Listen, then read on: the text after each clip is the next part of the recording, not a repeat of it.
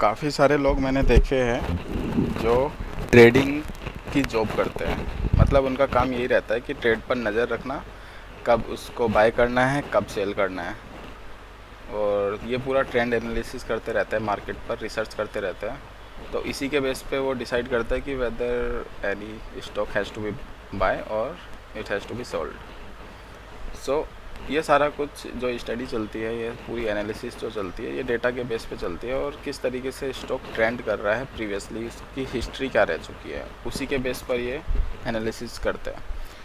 तो काफ़ी सारे लोग जो ट्रेड में पैसा इन्वेस्ट करते हैं, वो भी थोड़ी सी नॉलेज हो जाती है उन्हें, लेकिन उन्हें क्या ख़रीदना है, क्या बेचना है, कुछ लोगों की एडवाइस लेके वो करता है। जैसे अपना एडवाइज़र रख लिया उन्होंने और उसको बोल दिया कि भाई मुझे बताओ कि मैं कौन सा ट्रेड खरीदूं, या किसी एडवाइज़र को ही दे दिया कि तू अपने आप इन्वेस्ट करता रहे और हमें ये रिटर्न चाहिए।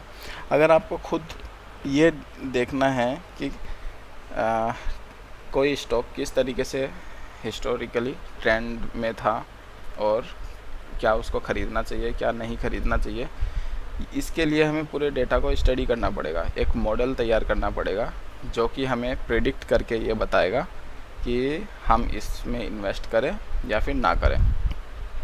तो हिस्टोरिकल डेटा के लिए एक ये वेबसाइट है investing.com।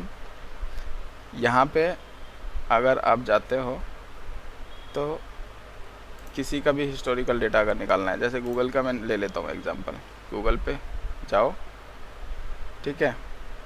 यहाँ पे ऑप्शन आएगा आपके पास हिस्टोरिकल डेटा। हिस्टोरिकल डेटा जब आप डाउनलोड कर पे क्लिक करते हो तो यहाँ पे एक ऑप्शन दूसरा आता है, कब से कब तक का डेटा आपको इसका निकालना है। मैं निकाल रहा हूँ इसका 2011 से। एंटर किया मैंने, तो एंटर करते ही ये रिफ्लेक्ट करेगा 2011 से करंट डेट तक। डाउनलोड करता हूँ, डाउनलोड करके दिखता कैसा है ये डेटा, इस तरीके से दिखता है डे ऑन डे। ये असेंडिंग ऑर्डर कर लेते हैं हम इसको।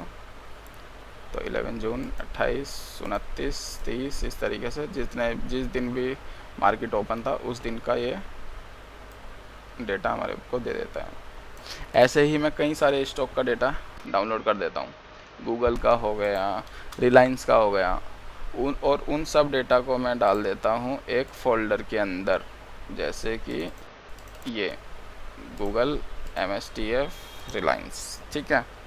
अब इस डेटा को कैसे एनालाइज़ किया जाए, कैसे पता किया जाए कि हमें गूगल में पैसा लगाना है या नहीं लगाना है, बेचना है, ख़रीदना है, क्या करना है, उसके लिए एक मॉडल बनाया। हालांकि ये मैंने अपने दिमाग इसमें मॉडलिंग में मेरा दिमाग नहीं है, लेकिन इसको ऑटोमेट करने में मैंने हेल्प की है उस बंदे की।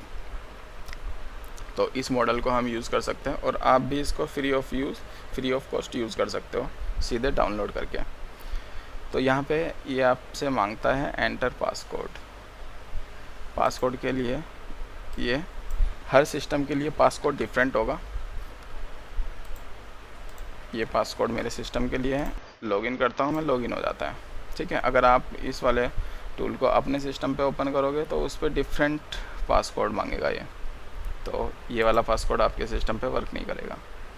आपको चाहिए तो मेरे को आप होस्ट नेम बताना, मैं आपको पासवर्ड दे दूँगा, इसका पासकोड दे दूँगा। मेरे को कमेंट करके बता देना अगर आपको ये अच्छा लगता है ये वाला टूल यूज़ करने के लिए। होस्ट नेम कैसे निकालते हो आप, CMD एक कमांड प्रॉम्प्ट में ओपन करना, होस्ट नेम डालना, होस्ट नेम। तो ये जो रिज़ल्ट देगा ये होस्ट नेम है आपका। कमेंट में मेरे को अपने अपने होस्ट नेम बता देना, मैं आपको उसका पासकोड दे दूँगा, ठीक है। तो अब चलते हैं फ़ोल्डर सेलेक्शन। मुझे वो वाला फ़ोल्डर सेलेक्ट करना है जिसमें मैंने सारे स्टॉक्स का हिस्टोरिकल डेटा डाउनलोड करके रख दिया है। फ़ोल्डर सेलेक्ट किया मैंने। अब आपको कुछ नहीं करना, सिंपल क्या करना है, एग्जीक्यूट फॉर प्रिडिक्शन। मुझे प्रिडिक्शन करनी है कि किस वाले स्टॉक को मैं ओपन करूं, किसको सेल करूं, किसको परचेज़ करूं।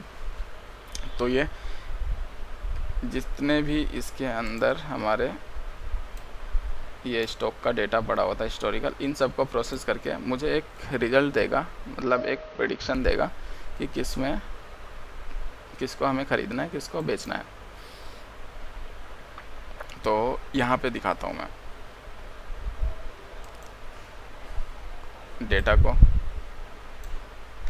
इसने पढ़ा, एक मॉडल इसने लगाया, और मॉडल लगाने के बाद इसने प्रिडिक्शन हमें दी कि इसको ख़रीदना है या फिर बेचना है।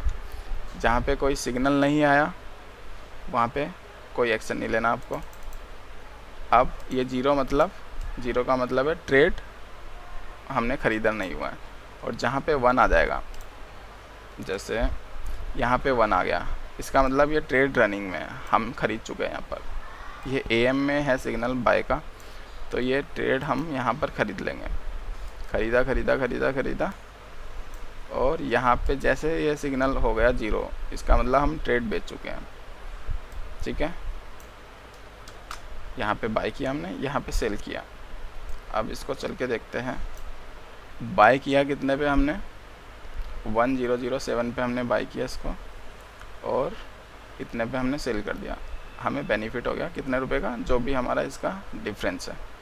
अब आप ये कहोगे कि इससे भी ज़्यादा कहीं पे, इससे भी कम प्राइस पे भी हम ख़रीदा जा सकता था, लेकिन ये एक मॉडल पूरे तरीके से वो किया गया है। कोई बहुत सारे लॉजिक है, लॉजिक मेरे को बेसिकली पता नहीं है, क्योंकि जो एक्सपर्ट था इस वाले पूरे मॉडल को बनाने वाला, क्या तैयार किया था, वो सारे लॉजिक उसको पता है, क्योंकि वो बंदा इन्वेस्ट करता है। इन्वेस्ट मैं भी करता हूँ, लेकिन मैं बहुत छोटा मोटा, कि चलो जिससे ज़्यादा लॉस भी ना हो।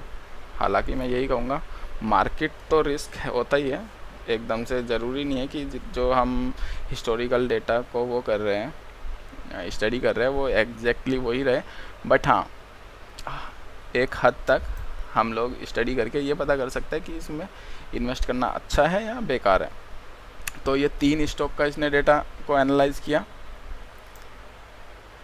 बाय किया, सेल किया, बाय किया, सेल किया, इस तरीके से चलता रहा। ओवरऑल हमें क्या बेनिफिट हुआ, ओवरऑल इन तीनों को करके कभी लॉस हुआ, ये इतने का लॉस हो गया, इतने का लॉस हो गया, इतने का लॉस हो गया, लेकिन ओवरऑल ये हमारी विन परसेंटेज जो है, ये हमारी 78% के अराउंड विन परसेंटेज है हमारी यहाँ पर। अगर हम इस मॉडल को अप्लाई करके और स्टॉक में पैसा लगाते हैं, ख़रीदते हैं और बेचते हैं इसी के अकॉर्डिंग, तो यहाँ पे चांसेस है हमारे 78% बेनिफिट के, और इतने का लॉस के भी चांसेस है हमारे।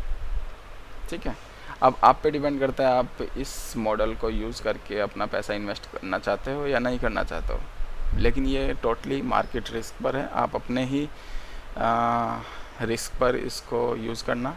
रिस्क तो अभी भी है आपके पास, आप जब अपना पैसा बिना किसी प्रिडिक्शन के लगाते हो, लेकिन फिर भी मैं यही कहूँगा। तो ठीक है, थैंक यू आज के लिए।